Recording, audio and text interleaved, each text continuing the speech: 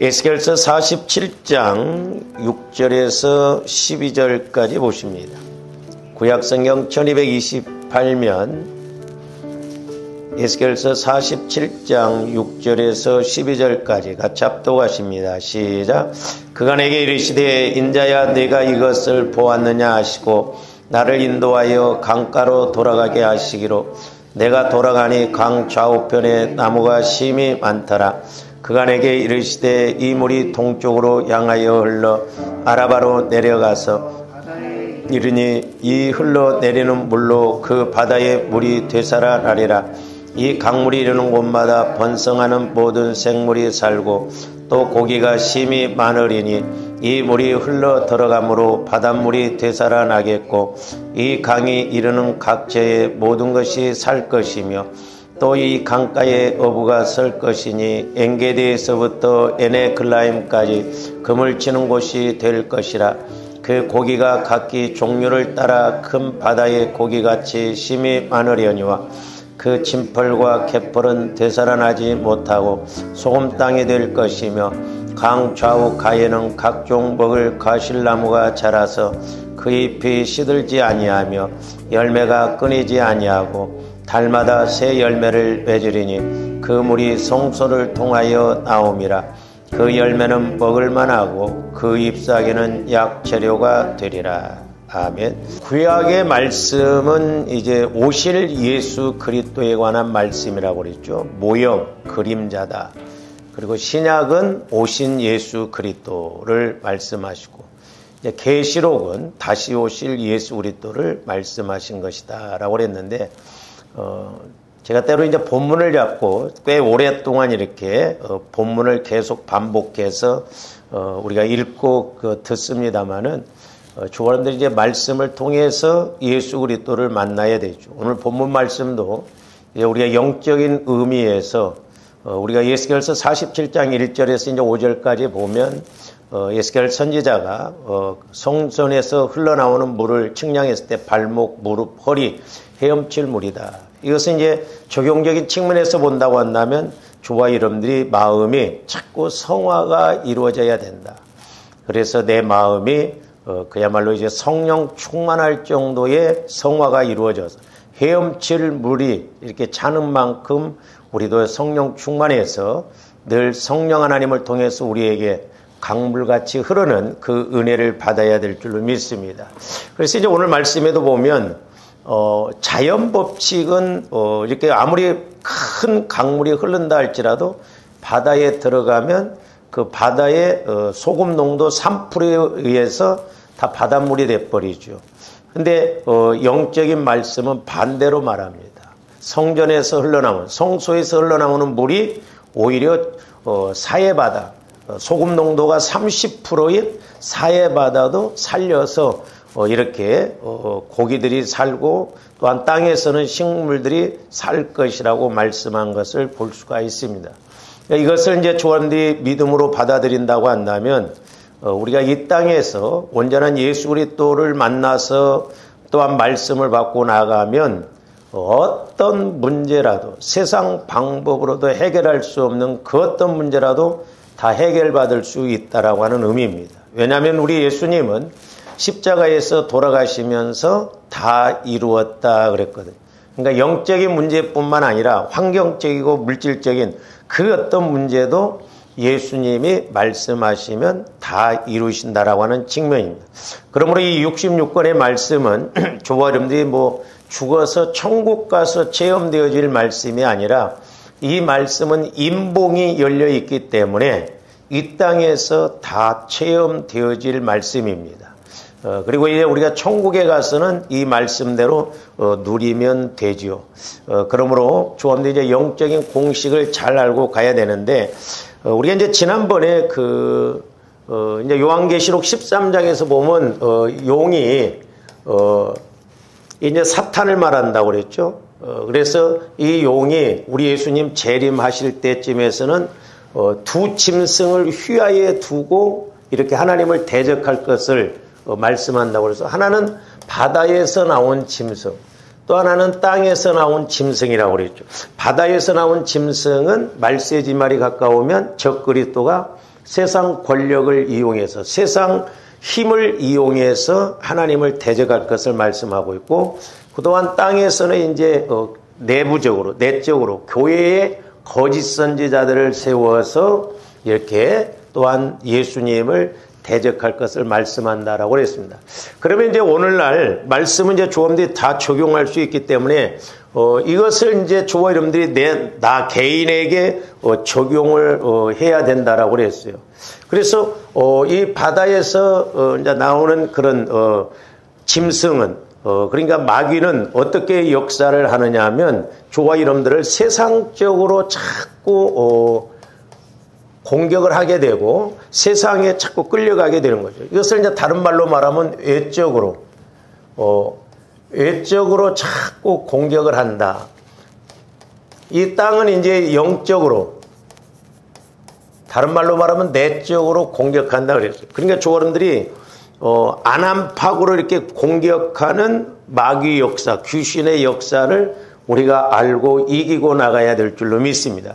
그래서 이제 우리가 이 말씀을 신약에서 이제 적용을 해보면, 이 바다에서 이제 세상적으로 외적으로 공격하는 것은, 이제 우리가 마태복음 13장에 보면, 말씀으로 인하여 환난이나 어려움이 오면, 핍박이 오는 자는 넘어지는 자요 그랬죠. 그러니까 말씀 때문에 이렇게 환난이나 외적으로 어려움이 오면 넘어진다라고 그랬는데, 그래서 이제 조원들이 돌짝밭의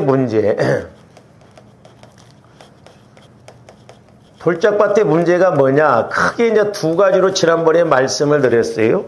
하나는 말씀으로 인한 환난, 말씀으로 인한 환난이나 박해. 또 하나는 말씀으로 인한 어려움이 오면 넘어진다고 그래요. 근데 이 말씀으로 인한 환난이나 박해도 이제 크게 두 가지로 볼 수가 있는데, 하나는 광의적으로, 그러니까 넓은 의미에서 우리가 66권의 말씀을 우리가 믿고 이제 이렇게 지키려고 하면 마귀가 가만히 두지는 않는 거예요. 그러니까 대표적으로 이제 어떤 면에서는 이게 주일성수 이런 걸 말하죠. 지금 주일성수 이런 것도 자꾸 다 무너집니다, 지금. 잖아요. 주일을 안 지키고 주일 성수 있게 무너진다 말이에요. 그리고 어떤 세상 일이 있고 그러면 우리가 주일날 빠지잖아요. 그래서 저도 마찬가지입니다만 아마 여러분들한테 주일날 오늘 세상에 어디 가면 또 한 번 이렇게 출근하면 막 한 3천만 원 준다고 한다면 나올 사람이 몇 사람이나 있을까? 거의 다 갈 거예요. 그렇죠? 오늘 하루만 빠진다고. 근데 그날 자기만 빠지면 했는데 똑같이 그런다고 나면 다 빠져버리잖아요. 그 다음에 이제, 또 하나는 뭐냐면 협의적이죠. 협의적으로. 좁은 의미에서 이제 조람들이 말씀을 감동받거나, 이제 말씀의 레마로 이렇게 나에게 하나님께서 내게 어떤 말씀을 주신다든지, 또한 깨닫게 하신다든지, 또한 말씀으로 이렇게 감동을 준다든지, 그러면 이제 넘어지는 자인데, 우리가 이렇게 이제 마리아 같은 경우에는 넘어지지는 않았죠. 순종을 했죠. 근데 마리아가 예수님을 잉태하면 율법에 의하면 돌에 맞아 죽어야 된다 이 말이죠. 그리고 자기 부모들도 그 사회에서 발을 못 붙인다 이 말이에요. 오늘날 조원들이 이런 말씀들이 이렇게 임해서 내가 만약에 죽을 상황이 된다고 한다면 우리가 아멘 하겠냐 이 말이죠. 믿음이 없이는 그러니까 우리가 순종할 수가 없는 것이죠.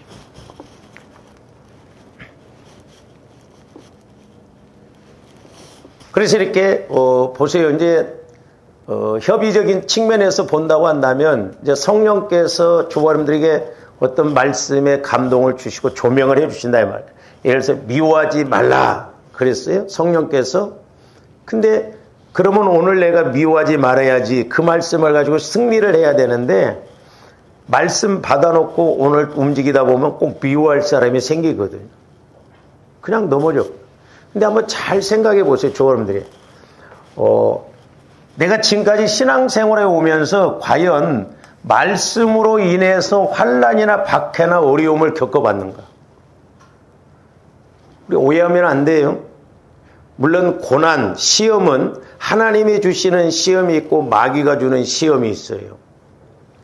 하나님이 주시는 시험은 테스트. 조합들이 그동안 믿음 생활했는 것 얼마만큼 이제 믿음 생활을 잘해왔는가 통과시키기 위해서 테스트를 해보는 것이죠. 그러나 마귀가 주는 고난은 죄로 인해서 불순종으로 인해서 우리가 이렇게 육신의 생각을 따라감으로 오는 고난이 많거든요. 그러니까 잘 보면 우리가 내가 불순종해서 내가 육신의 생각으로 믿음을 갖지 못해서 이렇게 마귀로 인해서 받는 고난을 갖다가 자꾸 하나님이 우리에게 고난을 주신 것으로 그렇게 생각하는 사람들이 의외로 많습니다. 아니 하나님이 무슨 조화님들 뭐 죽일 일이 있어요? 하나님의 시험은 그렇게 많지 않아요. 그리고 하나님이 시험하실 때 오늘 이제 이 부분을 좀 상고를 하려고 합니다. 자, 하나님이 요셉에게 말씀으로 사명, 하나님의 꿈, 비전을 주셨어요. 이 꿈을 비전을 주니까 그냥 요셉을 내버려 두고 그냥 나중에 국무총리로 이렇게 세웠냐? 아니에요. 하나님이 주시는 시험, 고난은 어떻게 보면 터널 안에 들어가면 저 끝에 터널이 보입니다. 그러니까 소망이 생기고 고난 가운데서 소망이 생기고 고난을 받으면서도 위로를 받고 믿음을 갖게 되는 거거든요. 근데 우리가 영적으로 있는 걸 모르고 불순종으로 인해서 죄값으로 인해서 불신앙으로 인해서 내가 받는 고난은 마귀가 주는 고난이에요. 그러니까 이런 것은 우리가 회개를 하고 철저하게 그 원인을 찾아서 회개하고 이렇게 나가야 되거든요. 근데 우리는 뭐 이렇게 좀 신앙생활하다 어려움이 오면 하나님이 살아계시면 나를 이렇게 어렵게 할 수 있냐. 옛날에 그 집사님 한 분이 막 성격이 대단했어요. 막 교회 와서도 기도하면 막 그렇게 기도합니다. 하나님이 살아계시면 갈 수가 있습니까? 막 따지듯이. 제 안에서 성령께 그래 살아있다 그러더라고. 그러니까 막 기도를 해도 분을 품고 막 하나님이 살아계시면 그럴 수가 있냐고. 그래 살아있다. 살아있어서 네가 불순종하고 죄값으로 가니까 내가 그런 게 아니라 마귀가 공격한다 이 말이죠. 왜 어려움이 오면 이게 마귀가 주는 것이라고 생각은 못하냐 이 말이죠. 저희 조화님들이 어려움이 오고 그러면 더 기도해야 되잖아요. 그러니까 마귀의 미혹에 넘어가거든요. 보세요. 하나님이 그렇게 하신 줄 알고 오히려 내가 회개할 문제잖아요. 하나님이 주시는 시험은 인내하면 돼요. 기다리면 됩니다. 근데 마귀가 주는 시험은 인내하는 게 아니고 회개해야 되거든. 회개도 안 하면서 하나님이 살아계시면 그럴 수가 있냐고 그렇게 따지고 반박한다 이 말이죠. 그러니까 우리가 고난이라고 하는 것도 마귀가 주는 고난인가 하나님이 주시는 고난인가 그럼 우리가 분별을 먼저 해야 된다 이 말이죠. 그러니까 내가 힘들고 그러면 오히려 회개를 해야지. 내가 불순종해서 마귀로 인해서 육신의 생각을 가져서 하나님과 나 사이의 사망의 관계가 돼서 마귀가 이렇게 공격하는구나. 그렇게 회개를 해야 되는데 뭐 하나님이 자동 판매기처럼 내 마음대로 가도 하나님이 그냥 자동 판매기처럼 그렇게 알아서 탁탁탁 해주셔야 돼요. 그런 하나님 아닙니다. 우리 오해하면 안 돼요. 그러니까 하나님을 너무 무인격적으로 이렇게 믿습니다. 그러니까 내 생각대로 믿어. 하나님을 내 안에다 집어넣고 자기 마음대로 조종하고 자기 생각대로 이루어져야 하나님이 살아계신 걸로 한다. 아니다 이 말이에요.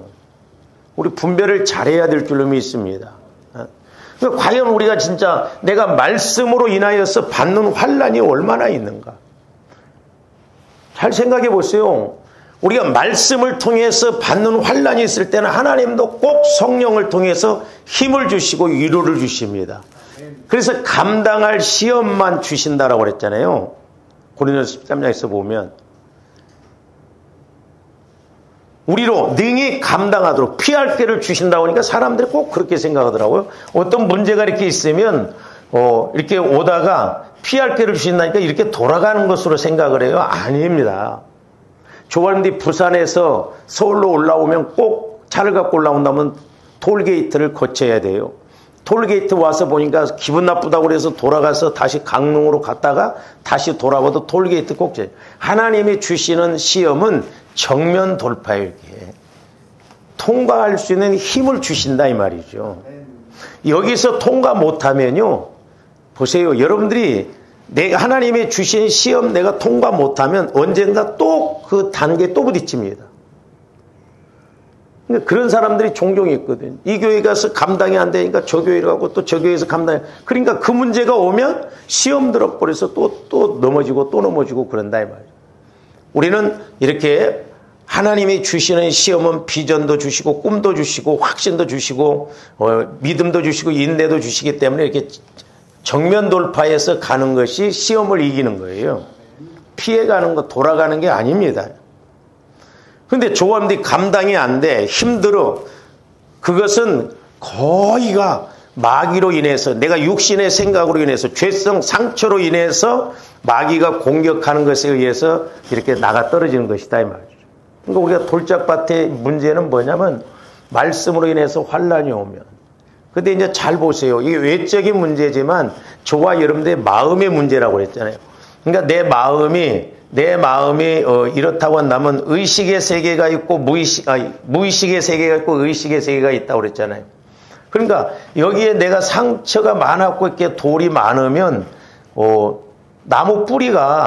나무가 이렇게 내려도 뿌리가 이게 땅이 흙이 얕으면 마태복음 14년 땅이 얕음으로 말미암아 나무가 이게 씨가 자라나지 못하고 넘어져 버린다고 환란이 오면 저는 이것을 이제 적용적인 책임에서 보면 저와 여러분들이기 때문에 내 마음이 아니라 주님 마음으로 자꾸 성화를 이루어서 하나님의 말씀이 내게 떨어졌을 때 주님 마음 안에서 이 말씀을 자라나게 해야 될 줄로 믿습니다. 그래서 그 말씀으로 인해서 상황도 분별하고 상황도 이기고 어떤 환란이 온다 할지라도 받은 말씀에 뿌리를 깊게 내려서 믿음으로 그걸 이기고 가야 된다 이 말이죠. 근데 말씀이 없고 또한 내 마음밭도 주님 마음으로 성화가 안 이루어지고 내 마음으로 말씀을 받으려고 하면 백날 말씀을 들어도 길가밭이라고 그랬잖아요. 길가밭은 새들이 와서 마귀들이 와서 그 말씀을 다 가져가 버려. 그러니까 귀로는 듣는데 적용이 안 된다 이 말이에요. 적용이. 영적으로 우리가 깨달아야 되거든요. 그래서 제가 누차 말씀을 드렸어요. 말씀이라고 하는 것은 내 마음이 아니라 그걸 꼭 기억하셔야 돼요. 하나님의 말씀은 영적인 것이기 때문에 내 마음에서는 자라나지를 못해요. 왜? 내 마음에는 돌짝밭, 길가밭, 가시밭 이 세 밭 중에 하나거든요. 그래서 하나님의 말씀은 그리스도의 마음 안에서 나 영혼이 성령을 통해서 말씀을 받아야 나 영혼에서 말씀을 깨닫고 들어야 믿음이 생기고 그 말씀의 뿌리를 깊게 내린다라고 그랬어요. 그거 꼭 기억하세요. 조금더 귀로만 들으면 백날 들어도 딴소리 합니다.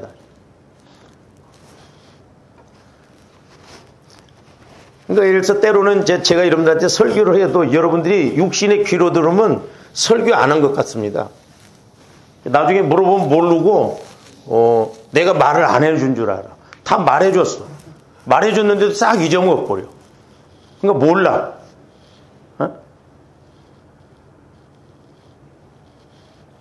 우리 목사님이 이게 안 가르쳐줬는데? 그렇게 말한다 이 말이지. 뭘 안 가르쳐줘. 싹 잊어먹고. 그러니까 이게 희한해요. 말씀이 영혼에서 받지 않으면 내 마음에서는 몰라요. 인식이 안 된다니까, 인식. 그 다음에 이제, 또 하나는 뭐냐면, 말씀으로 인한 이제 사명이라든지, 꿈이라든지, 비전이라든지, 또 뜻이라든지, 이렇게 말씀을 통해서 하나님이 나를 이끌어 가시고 나를 말씀으로 이렇게 사용하고자 하는 뜻, 사명, 비전, 꿈이 있거든요.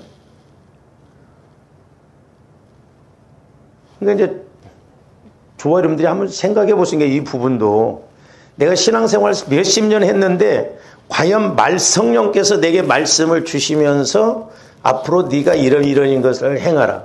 교회 세워야 할 사명, 기도를 해야 할 사명, 때로는 선교를 해야 할 사명, 구제를 해야 할 사명, 사명이 있잖아요. 조언들에게. 근데 사명 모릅니다. 되게 물어보면 자기 사명이 뭔지 몰라요. 여러분들 사명 알아요? 하나님이 나를 통해서 말씀으로 신방 가서 기도도 많이 이렇게 제가 해드렸을 때 많이 나왔어요. 근데 우리는 그런 거 싹 잊어먹어버리고 내 생각대로 가려고 하거든. 하나님이 나를 통해서 일하시고자 하는 뜻이 있잖아. 그 조금들 천국 가서 뭐라고 올 거야? 너 뭐 하다 왔냐면 뭐라고 올 거냐 이 말이야. 응? 그러니까 어떻게 보면 우리 신앙생활이 종교 생활이고 내 생각대로 이렇게 가다 보니까 하나님 따로 나 따로다 이 말이죠. 그러니까 내가 평생 신앙생활에도 하나님이 나를 통해서 일하시고자 하는 뜻이 뭔가, 꿈이 뭔가, 비전이 뭔가, 내 사명이 뭔가, 꼭 주의 일만 해야 사명이에요? 아니에요. 목회자만 되고 주의 종만 돼야 그게 사명이냐고. 우리가 평신도로서 얼마든지 내가 해야 할 일이 있다 이 말이죠. 저는 어떻게 보면 목회자보다 평신도로서 사명을 받으면 더 좋겠더라고. 목회자는 예를 들어서 어때 가서 설교를 하면 2번 못해요. 근데 뭐 평신도들이 어떤 그 은혜를 받으면 똑같은 거 100날 해도 뭐 상관없어. 그렇잖아요. 그래서 자 이렇게 이루고 갈 때 마귀도 가만히 안 둡니다. 이거 사실 중요해요. 이것은 어떻게 보면 조함들이 이제 이렇게 레마로 협의적인 측면에서 말씀이 올 때는 성화를 이루라고 자꾸 이제 주님 성품을 닮아가라고 이렇게 주시는 메시지들 있잖아요. 물론 또 뭐 문제를 해결받고 그런 것도 있지만, 그러나 이것은 하나님의 영광을 위해서, 하나님의 뜻을 위해서, 하나님의 목적을 위해서 우리가 말씀을 통해서 내게 분명히 비전을 주시고 꿈을 주시거든요. 그러니까 이것도 우리가 성령을 통해서 말씀을 받아야 될 줄로 믿습니다. 그래서 이제 우리가 이것은 이제 요것은 요셉을 통해서 한번 보자 이 말이에요. 근데 요셉은 이렇게 말씀으로 인한 사명을 받고 끝까지 잘 갔어요. 근데 제가 개인적으로 이렇게 성경을 읽으면서 한 5가지로 요셉은 그 고난을 잘 통과를 했던 것을 볼 수 있는데, 요건 내용이 좀 길기 때문에 조함지 성경을 한번 찾아보세요. 자, 먼저 창세기 37장을 한번 찾아보세요.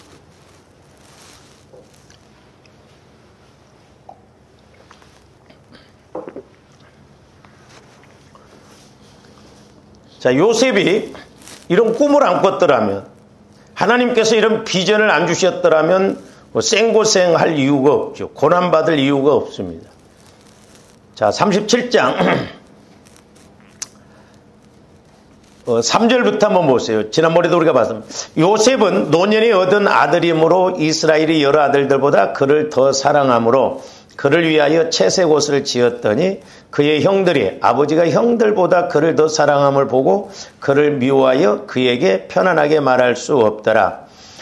자, 5절 요셉이 꿈을 꾸고 자기 형들에게 말하며 그들이 그를 더욱, 그러니까 꿈을 요셉이 그냥 꾼 게 아니라 하나님께서 주신 영적인 꿈, 비전을 받다 이 말이죠. 비전을 받은 거예요. 그러니까 꿈을 꾼 걸 형들에게 말하며 형들이 더 미워합니다. 그러니까 잘 보세요. 그 신기합니다. 저와 여러분들이 은혜 받았잖아요. 어떤 이렇게 하나님을 통해서 말씀을 받았잖아요. 그러면 육신적인 사람한테 이야기를 하면요, 어우 그렇네, 나도 그렇게 했으면 좋겠네, 이러면 얼마나 좋아요. 근데 꼭 죄송해요, 이런 표현에서 우리가 배앓이가 꼴린다고 그러잖아요. 뭔가 꼭 뺐다하게 이야기를 합니다. 좋게 이야기를 안 해요. 좋게. 그래서 막 은혜 받아서 막 우리가 뭐 집을 샀다 이러면 아유 참 감사하네. 그동안 신앙생활 열심히 하더만 또 하나님 그런 은혜를 주셨네. 나도 그런 은혜를 받아야지. 그러면 집만 사면 다야? 이런 식으로. 그러니까 꼭 우리는 그렇게 부정적으로 비판적으로 그러면 우리가 내가 그런 복을 못 받아요. 그러니까 조합원들이 저주받는 것도 때문에 내 안에 있고 복받는 것도 내 안에 있어. 문제가. 그러니까 자꾸 나를 발견해서 나 자아를 철저하게 처리하고 가야 될 줄로 믿습니다. 그러니까 요셉이 꿈을 꾼 것, 하나님이 꿈을 꾸게 하셨거든. 하나님은 큰 계획을 가지시고. 근데 형들이 가만히 두질 않아요. 미워한다 이 말이에요. 미워한다. 6절 요셉이 그들에게 이르되 청하건대 내가 꿈을 들으시오. 우리가 밭에서 곡식단을 묶더니 내 단은 일어서고 당신들의 단은 내 단을 둘러서서 절하더이다.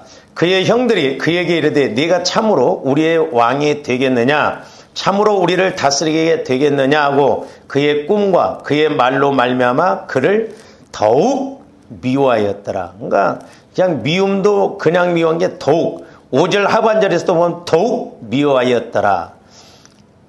8절 하반절에도 보면 더욱 미워하더니 그랬습니다. 9절 근데도 또 요셉은 꿈은 꿔서 또 자꾸 이야기를 합니다. 요셉이 다시 꿈을 꾸고 그의 형들에게 말하여 이르되 내가 또 꿈을 꾼즉 해와 달과 11별이 내게 절하더이다 하니라.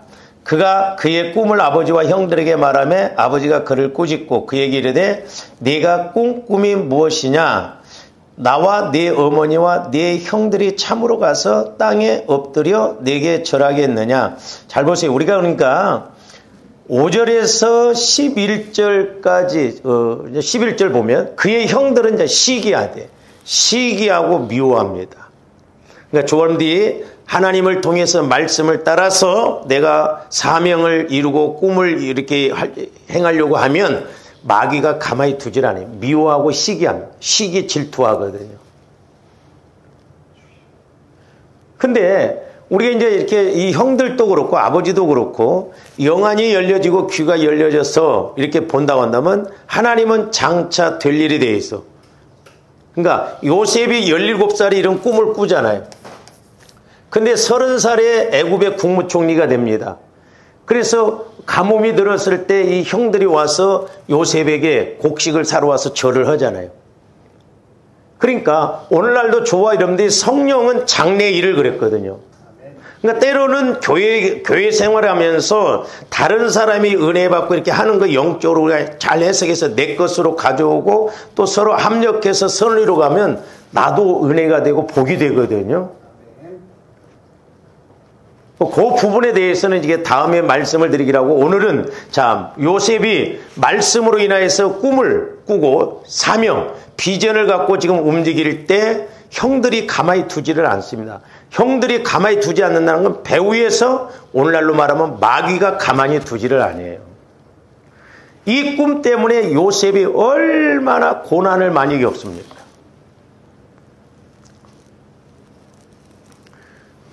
그래서 이제 첫 번째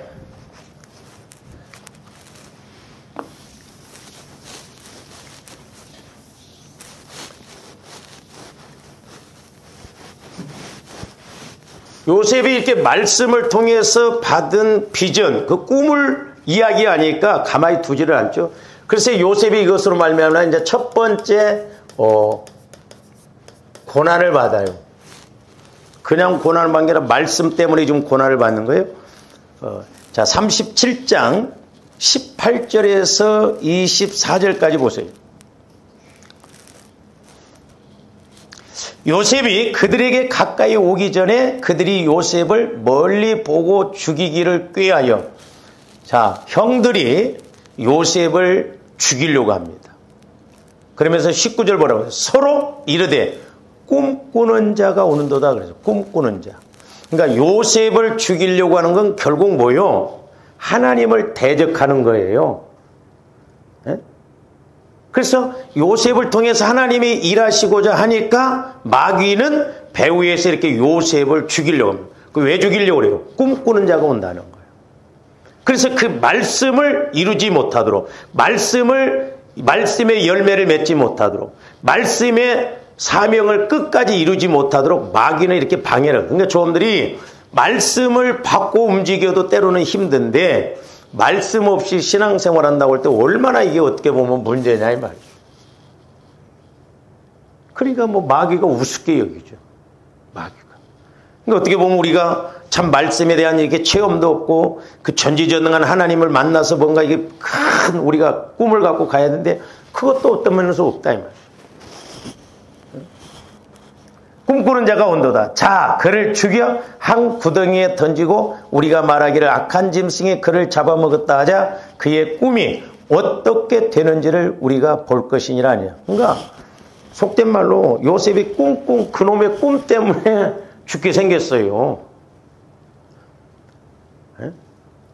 그러니까 오늘날도 저와 여러분들을 공격하는 건 다른 것 아니에요. 저와들을 죽이려고 하는 건 결국 하나님을 마귀가 대적해서 하나님의 뜻을, 하나님의 말씀을, 하나님의 사명을 이루지 못하도록 하기 위해서 그렇다 이 말이죠.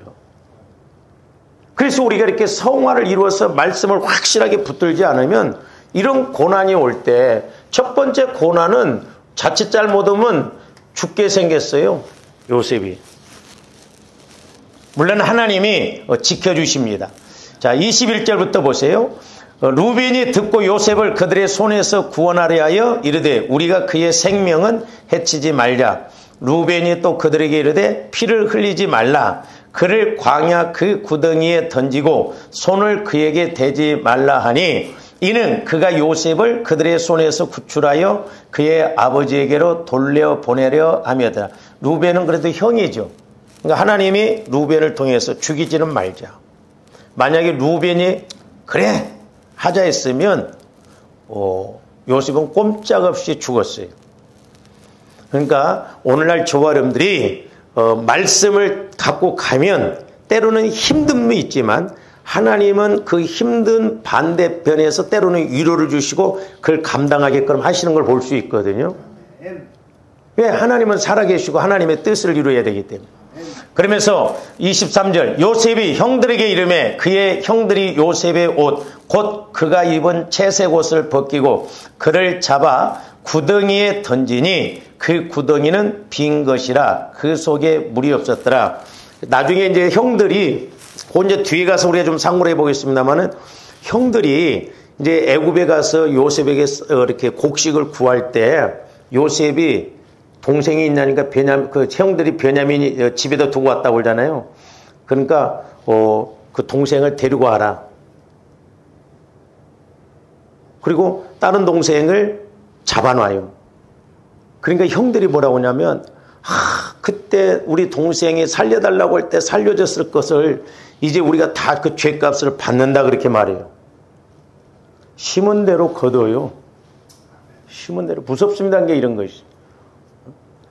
그러니까 이 구덩이에 던졌다는 것은 당시에 가뭄이 오면 물을 이렇게 받아놓기 위해서 이 깊이가 뭐 3, 4m 이상 된대요. 3m, 한 4, 5m 된다고 그래요. 그러니까 사람을 이렇게 던지면 여기 빠지면 절대 스스로는 못 올라와요. 다행히 물은 없었어요. 물이 있었더라면 그냥 죽었죠. 그러니까 요셉이 여기에 있을 때 이제 요셉의 입장에서 보면 나는 죽었다. 그러니까 형들에게 얼마나 애타게 막 구했겠어요. 근데 이 형들은 어떻게 하냐면 그들이 앉아 음식을 먹다가 눈을 들어본 적, 자, 그들이 요셉은 지금 막 몸부림치면서 막 죽게 생겼으니까 형들이 안 구해주면 막 죽게 생겼으니까 형들 나 좀 살려줘, 나 좀 살려줘 막 그랬을 거 아니요. 막 애가 타지고 얼마나 상처가 많고 뭐 겁이 많았겠어요. 근데 형들은 옆에서 편안하게 밥 먹고 있습니다.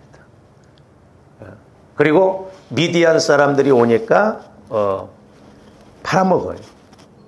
25절 그들이 앉아 음식을 먹다가 눈을 들어본 적 한 무리의 이스마엘 사람들이 길앗에서 오는데 그 낙타들의 향품과 유향과 모략을 싣고 애굽으로 내려가는지라.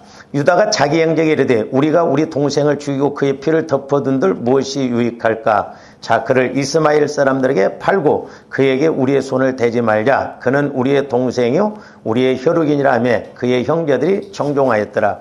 근데 이제 24절 그 창세기 37장 24절 보면 구덩이에 던지니 구덩이 빈 거에 그 속에 물이 없었더라 하는데 창세기 42장 21절 한번 보세요. 이 형들이 요셉 앞에서 그때 있었던 이야기를 말합니다. 창세기 42장 21절 그들이 서로 말하되 우리가 아우의 일로 말미암아 범죄하였도다. 그가 우리에게 뭐 할 때에 애걸할 때에. 그러니까 지금 창세기 37장 24절 구덩이에 지금 빠뜨렸어. 형들이 안 구해주면 도저히 못 나와. 형들이 갚버리면 요셉은 그냥 여기서 죽었어야 돼요. 물이 없어도 못 나오니까. 근데 이제 나중에 형들이 요셉 앞에 갔을 때 자기 동생의 일을 이야기하는데, 이야기하는 거예요. 애걸할 때의 그 마음에 뭘 보고도? 괴로움을 보고도. 막 애가를 못 그렸다 이 말이죠. 제발 나 좀 살려달라고. 왜? 꼼짝없이 죽게 생겼으니까. 근데 형들은 나 몰라라 하잖아요. 요것도 죄입니다. 이런 것도 죄예요. 우리가 교회 안에서 서로 이런 괴로움, 어려움이 있을 때 한 마음을 가지고 기도도 해주고 그래야 하는데, 그런 걸 모르고 나 몰라라 하고 하나님이요, 괘씸하게 여기더라고. 괘씸하게. 교회는 주님의 몸이에요.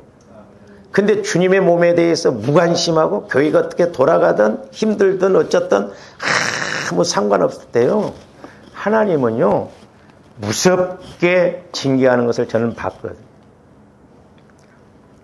우리가 이런 영적 공식 원리를 잘 알아야 될 줄로 믿습니다. 그러니까 애걸할 때에 그 마음의 괴로움을 보고도 듣지 아니하였으므로 이 괴로움이 우리에게 임하. 이 괴로움이 우리에게 심은 대로 거둬.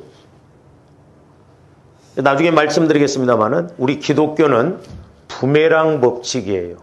부메랑 법칙. 그러니까 무섭다 이 말이죠. 그러니까 우리가 흔히 그러잖아요. 이렇게 손가락질하면 하나는 그 사람한테 가는데 세 개는 어디로 왔다고? 나한테로 온다 이 말이에요. 옛날에 제가 기도할 때도 이렇게 사람들이 무관심하고 그럴 때 누구를 이렇게 힘들게 하고 그러면 그 다음에는 네 차례다 그러더라고. 그 다음에는 네 차례다. 이 부메랑 이렇게 던지면 희한해. 돌아서 돌아오거든. 그러니까 우리가 그런 공동체 입장에서도 이런 것을 하나님 해야 하는데, 오늘은 자, 요셉이 첫 번째 고난은 이 웅덩이에 빠져서 자칫 잘못하면 죽게 생겼다 이 말이죠. 근데 하나님의 은혜로 유다가 또 그러잖아요. 죽이지는 말자, 형제다 그럽니다.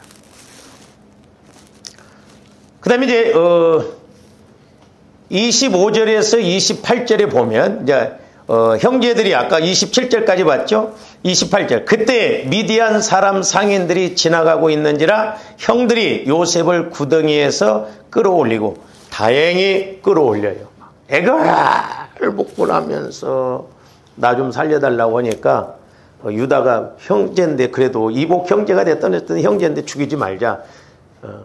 그래서 끄집어내서 두 번째 고난,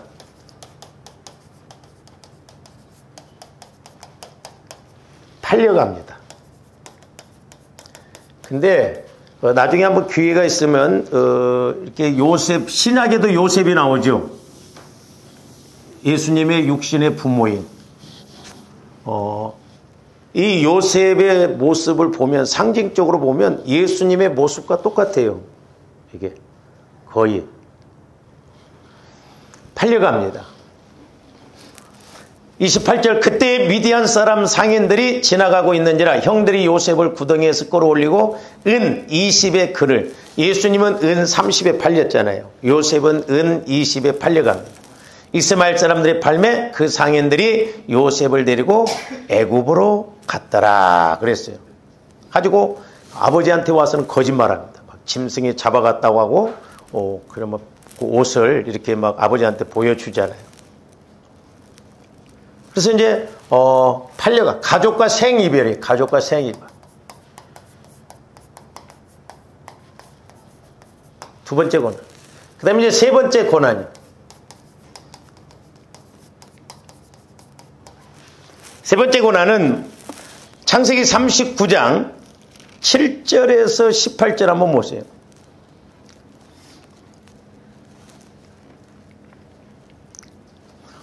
근데 지금 애굽으로 팔려갔잖아요.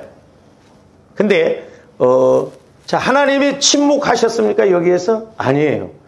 그러니까 저와 여러분들이 말씀으로 인해서 환난 박해가 이루어질 때는 소망이 생기고, 오히려 그럴수록 꿈이 막 내 안에서 확실해지고 쫙 터널 끝이 보인다고 그랬잖아요. 소망을 생기고 믿음을 갖게 되거든요.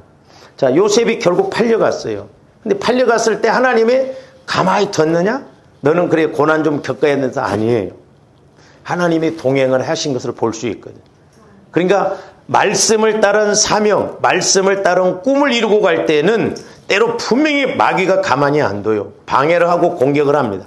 그럼에도 불구하고 하나님께서 힘을 주시고 위로를 주시는데 39장 1절에서 6절 말씀이 보세요. 어떻게 하나님이 역사하신가. 요셉이 이끌려 애굽에 내려가매 바로의 신하 친위대장 애굽 사람 보디발이 그를 그리로 데려간 이스마엘 사람의 손에서 요셉을 산이라. 여호와께서 요셉과 뭐 하심으로? 함께 하심으로. 이게 중요해요. 함께 하심으로. 하나님이 요셉과 함께 하심으로 어디를 가든지 하나님이 함께 하심으로 그가 그 다음에 뭐라고 그랬어요? 형통한 자가 되어 2절 그가 형통한 자가 되어 그의 주인 애굽 사람의 집에 있으니. 자, 노예로 팔려갔는데 애굽 사람의 집에 노예로 팔려갔어요. 근데 하나님이 함께 하심으로 형통의 은혜를 주십니다. 저와 여러분들이 이 형통의 복을 받아야 될 줄로 믿습니다. 형통의 복. 하나님이 함께 하시면 뭘 하든지 간에 형통의 은혜가 와진다 이 말이죠. 안 늦었어, 조합들이. 지금이라도 내게 주신 말씀을 통해서 내가 해야 할 일이 뭔가. 우리는 벌타령으로 왔잖아, 지금까지. 그러니까 하나님도 함께 하실 수가 없어. 뭐 제가 가는데 지멋대로 가는 거야, 그냥 혼자 막 이렇게. 뭘 해, 하나님이 동행을 해주고 싶어도. 응? 제가 이 말씀을 가지고 기도하고 이렇게 깨달음이 왔을 때, 와, 목회자인 저도 그렇고, 과연 진짜 우리가 신앙생활 수십 년 했다고 하는데 내가 성령을 통해서 교회를 통해서 주신 말씀, 내게 주신 꿈, 비전을 받아봤는가? 그리고 그걸 따라서 해보려고 했는가? 조합들은 그런 거 안 들어오지. 근데 애들도 기도를 해줘 보면 어려워도 비전 그런 말씀을 합니다. 그건 그거고 그래도 공부는 해야 돼. 그래서 응? 공부가 첫째야. 공부가 첫째. 그건 그거고. 아니에요. 하나님이 함께 하셔야 된다니까요.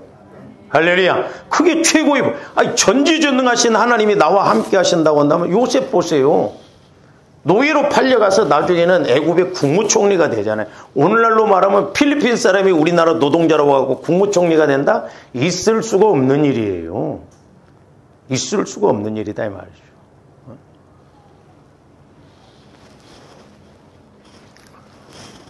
자, 그러면서 이제 보세요. 외국 사람의 집에 있으니 그의 주인이 여호와께서 그와 함께 하시.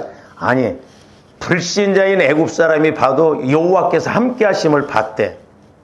아주 우리가 이런 정도의 신앙생활이 돼야 될 줄로 믿습니다.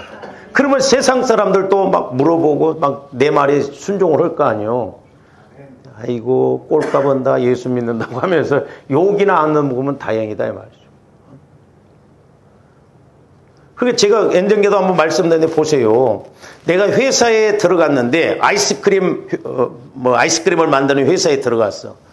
근데 기도할 때 요즘은 그 회사들이 날씨에 아주 예민합니다. 내년에 기상 상황이 어떤가를 그 막 알거든요.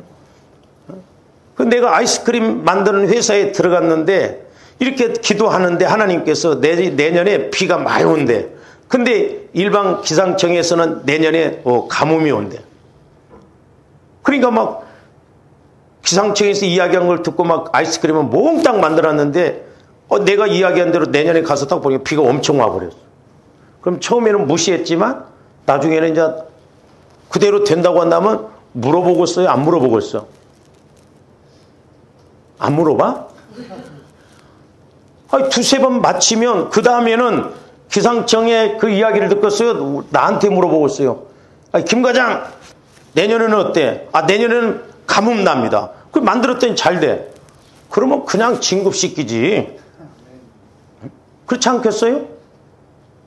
되는 사람한테 뭔가 하는 사람한테 유익이 있는 사람한테 될까? 그러니까 어떻게 보면 오늘날 우리가 세상에 갔어도 얼마든지 이런 역할을 할 수 있는데 우리가 겉사람으로 신앙생활하니까 세상 사람과 다를 바가 없으니까 내 안에 전지전능하신 이런 말씀, 비전, 꿈을 갖고 가면 하나님이 일하신다 이 말이죠.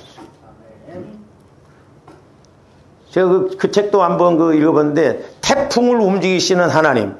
그분이 군인 출신인데, 우리 전 군에 내년 여름에 비가 올 것인가 안 올 것인가, 이런 것을 이제 예보를 하고 그러는데, 그분이 믿음이 좋더라고요. 가지고 자기가 막 우리나라에 태풍이 오면 막 기도를 했대요. 우리나라로 이렇게 태풍이 관통을 한다고 그랬대. 근데 기도했더니 태풍이 관통을 하고 빗겨가. 자기가 그걸 맡아서 할 때 태풍으로 인해서 산사태 이런 것으로 인해서 군인이 한 명도 안 죽었답니다. 대단한 거 아니요? 그 우연이라고 봐요? 아니다 이 말이요. 그래서 그분이 태풍을 움직이시는 하나님 그런 책도 이렇게 조수를 했더라니까요. 군인 출신이에요. 그러니까 오늘날도 하나님의 뜻을 이루시기 위해서는 내가 그 말씀 따라가면 하나님이 일하실 줄로 믿습니다. 고난은 있어요. 근데 여전히 어떻게 보면 지금 요셉을 은혜를 주시는데 지금 국무총리 예행 연습을 하는 거예요. 가정총무가 되잖아요. 4절 보세요. 요셉이 그의 주인에게 은혜를 입어 섬김에 그가 요셉을 가정총무로 삼고 그랬잖아요. 자기의 소유를 다 그의 손에, 세상에 노예로 팔려온 사람한테 모든 걸 맡긴다? 그 있을 수 있는데, 근데 하나님의 함께 하심을 보니까 맡길 수밖에 없잖아요. 왜? 맡겨놓으니까 잘 된다 이 말이죠. 그러니까 제가 말씀드렸어요. 주일 오후에도 그 말씀을 못 듣는데, 다윗이 그냥 골리앗을 때려잡은 게 아니에요. 평상시에 이렇게 사자나 이런 막 늑대 이리들이 올 때 막 양들을 잡으러 올 때 이 물맷돌을 통해서 해봤거든요. 믿음으로 해보니까 그냥 정통으로 이마에 맞아서 그냥 팍팍 쓰러져. 그러니까 다윗이 확신을 가졌거든요. 그러니까 다윗이 그런 훈련이 되어 있기 때문에 골리앗을 쓰러뜨린다 이 말이에요. 하나님도 그래서 조함도 훈련시켜서 용사로서 그렇게 자격이 되어질 때 큰일도 맡기는 거예요. 그러니까 우리가 자꾸 이런 훈련 경험이 있어야 될 줄로 믿습니다. 그러니까 요셉이 애굽의 국무총리가 되기까지는 보디발의 집에 가서 가정총무가 됐다 이 말이죠.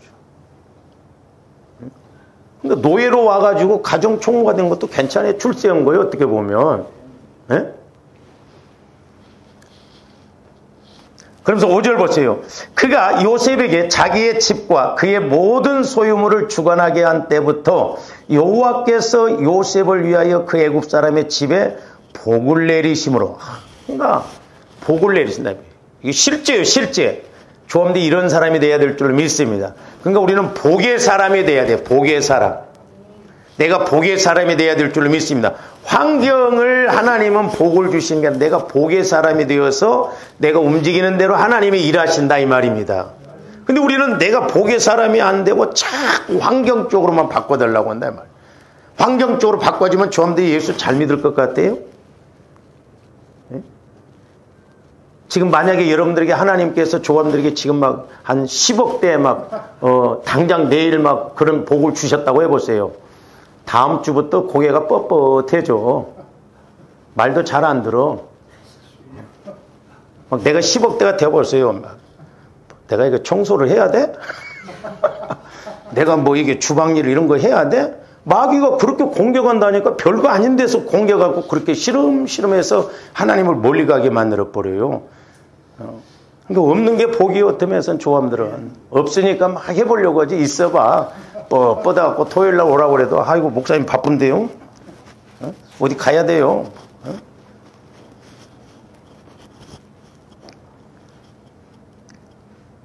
그러니까 복이 그의 집과 밭에 있는 모든 소유에 미친지라. 6절 주인이 그의 소유를 다 요셉의 손에 위탁하고 자기가 먹는 음식 외에는 간섭하지 아니하였더라. 요셉은 용모가 빼어나고 생기기도 잘생기고 멋졌나 봐. 네? 그러니까 이제 마귀가 아무렇게 막 이렇게 해도 안 돼.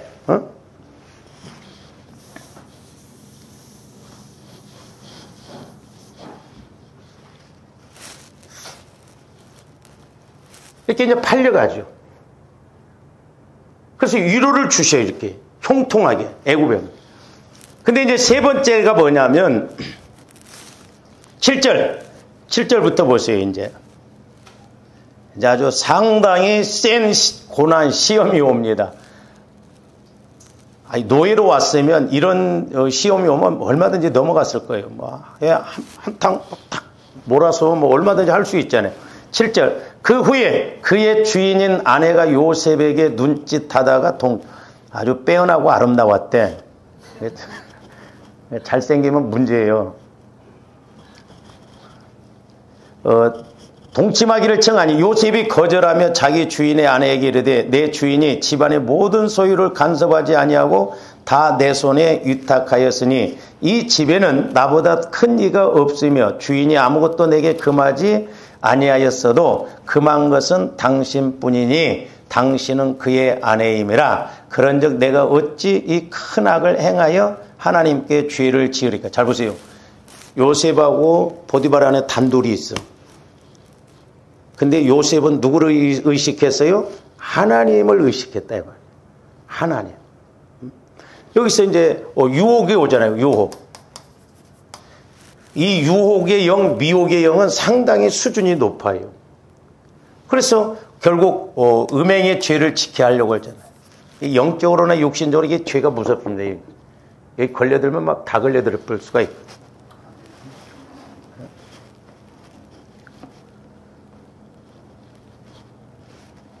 그러니까 뭐라고 하냐면 내가 어찌 이 큰 악을 행하여 하나님께. 악이라고 그랬어요. 악.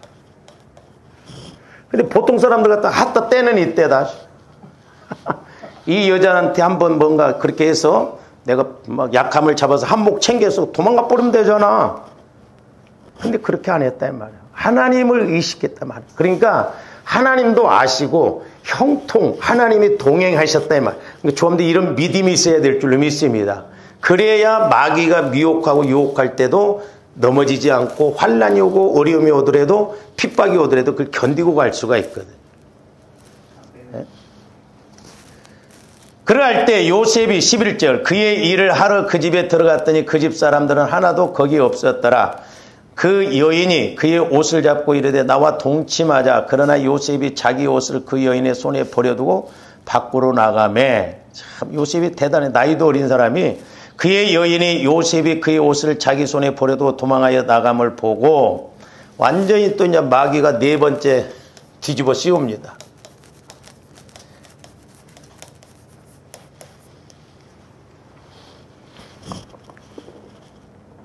이제 이 여자가 완전히 막 거꾸로 이야기를 해버리죠. 18절 보세요. 내가 소리질러 불렀더니 그가 그의 옷을 내게 버려두고 밖으로 도망하여 나갔나이다. 참 기가 막힐 노릇이잖아요.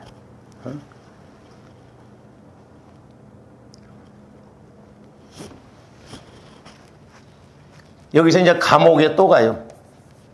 감옥에 갑니다. 그러니까 한 단계 넘어가는데 마귀가 이렇게 방해해요. 그래서 저는 이제 5번째 고난을 본데